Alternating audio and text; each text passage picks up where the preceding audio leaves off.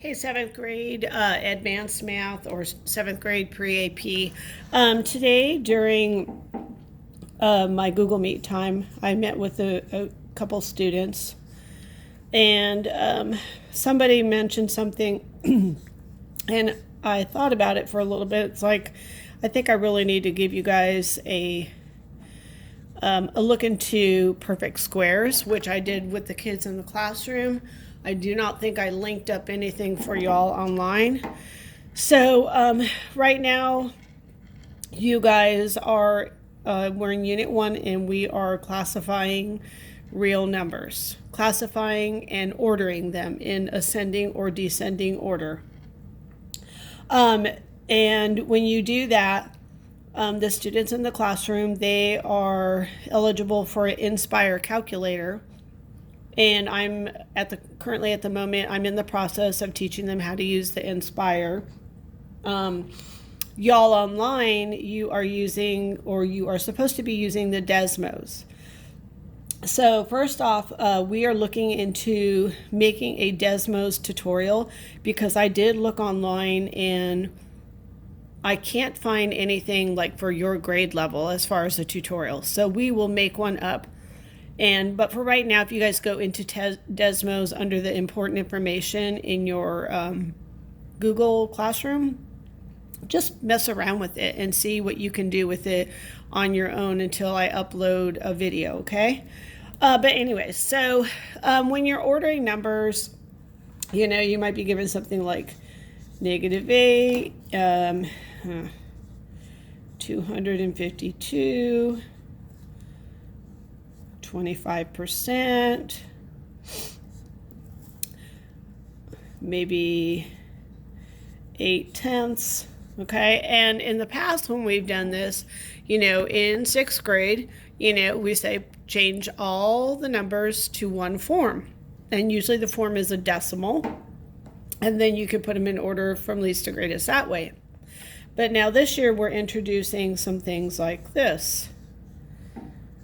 Okay, and these are irrational numbers, and in order to order them, you have to know what their number is in a decimal form. So yes, you could put it into the calculator, the square root of 2, and you would get a number.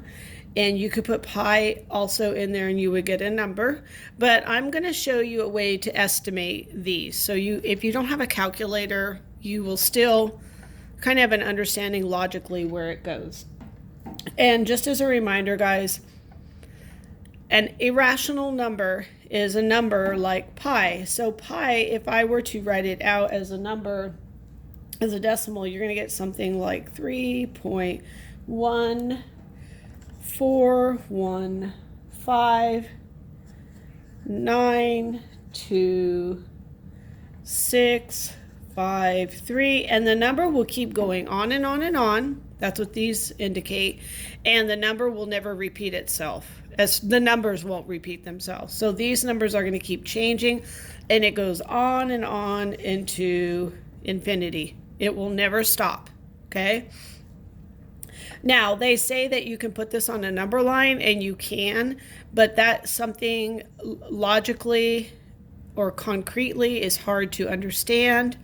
But anyways, the best way you can remember this, it's irrational if it cannot be expressed as a fraction, and the number, the decimal number keeps going on and on and on, but the numbers never repeat themselves, okay? Where an irrational number, so if I have 7/8, 7/8 is equivalent to 0.875. It stops. That's rational. It could be expressed as a fraction, okay? Another one could be like 2/3. 2/3 is 0.66, and we usually say it's repeating. At some point, it turns into a 7, but this is generally how you will see it. So if it stops, if it terminates, it doesn't go anymore, it's rational. If it keeps going, but it's a repeating where it's the same number, it's going to be rational. Irrational is it keeps going on and the numbers never repeat themselves, okay? So now let's go into the perfect squares. So I'm not sure if you guys were taught this last year. I know generally we try to teach this.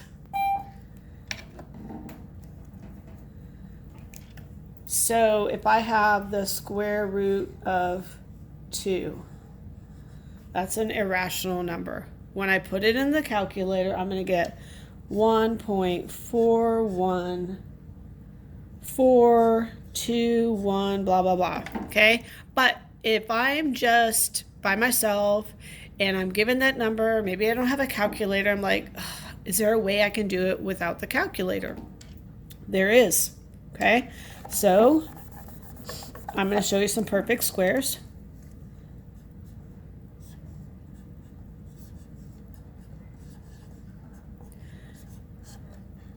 Square root of 1 is 1. Square root of 4 is 2.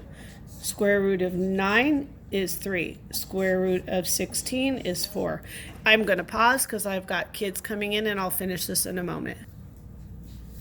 Okay, and so you can see we have a pattern, 1, 2, 3, 4, and if I wanted to do 5, that would be 25.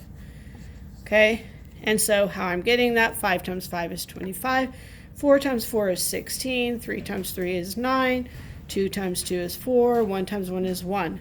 Okay, all these numbers right here, even though they have this radical sign, a lot of times kids see a radical sign and they're going to say, oh, it's irrational, just because it's got a radical. Well, you need to figure out, is it a perfect square? If it's a perfect square, then no, it's not irrational. All these numbers here, they're actually natural accounting numbers. They're whole numbers, they're integers, and they're rational, so they're definitely not irrational, okay? Now, say you come across this number right here. So I'll say, what is the square root of 18? So you look at that and you're like, okay, what two numbers can I multiply to make 18? The same two numbers. Well, there isn't anything. 4 times 4 is 16, and then the next is 5 times 5 is 25. So it's in the middle here, but it's not a whole number, okay? So I'm like, okay, well, I know it must be somewhere in between here. It's going to be a decimal. It's not going to be a number, but what is it? So I look at this and I'm looking, okay, between 16 and 25, my two choices. 18 is closer to 16. So I know it's going to be 4 and a little bit more. So I'm going to say 4 point, maybe 2, 2, 3. I don't know. I'm just making up numbers. But I know it's going to be 4 and a little bit more, not as close to the 5, okay? So I kind of estimated on this one. I don't have a calculator. I'm not sure. But I know that the square root of 18 is 4 and a little bit more, okay? I could do the same thing with this. Let's see, square root of 11. Okay, if I look at the square root of 11, I can't take two numbers and multiply them by each other to get a perfect square. There's nothing that's going to do that. So I'm like, okay, well, this 11 is in between the 9 and the 16. Okay, so the 9 and the 16, their perfect squares are 3 and 4. So I know it's going to be 3 and a little bit more. Okay, so maybe 1, blah, blah, blah. Okay. So this is a way that we can estimate without using a calculator. Now, if we were to use a calculator, okay, I'm in the classroom. I'm going to have one of the students in here tell me what one of these are actually, okay? So right now, can I have one of you guys in here go ahead and tell me what is the square root of 18? Can you put that in your calculator and see how good of a guesser Miss Booth was? So they're putting it in there. Okay, yes, sir. What'd you get? 4.24264. Wow. I was pretty close. Okay, it's irrational, so it's going to keep going. So I said 4.223. Totally guessed it. But see what I mean? So even if you don't have a calculator and there's like, okay, you need to put these in order, but you're not sure how to use the Desmos, you can actually go ahead and try to estimate it that way. Okay? All right, guys, I hope that helps out. And again, I'm going to work with Mr. Ortiz, and we're going to try to make a video for you all on using the Desmos, just the basics. All right? I will see you guys tomorrow. Tomorrow morning, I will be, I believe I'm going to be doing my remote Google Meets in the morning, but I will send out a notification on Google Classroom. So please attend if you have any questions, or you can comment or send me an email.